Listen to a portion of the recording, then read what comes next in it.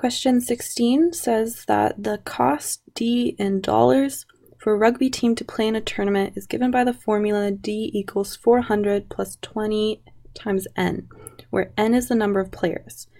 And then it asks us how many players can play in the tournament if we have $760 available for travel costs.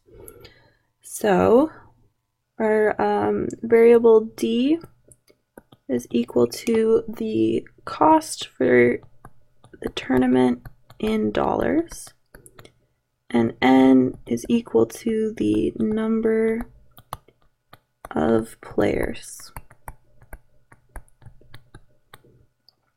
Okay, so with our formula, D equals 400 plus 20N, what we're doing here is we're saying if D is equal to $760, what is N equal to?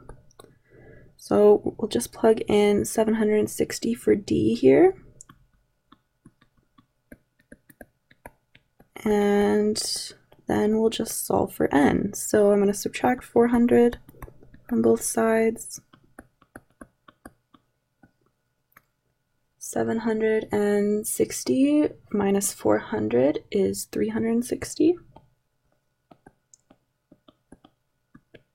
Cancels out. We have 260 equals 20N. So I'm going to divide both sides of my equation by 20. 360 divided by 20 ends up being 18. So we have N equals 18.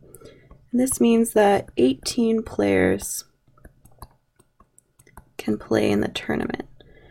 So this worked out nicely. We got a nice even number for N.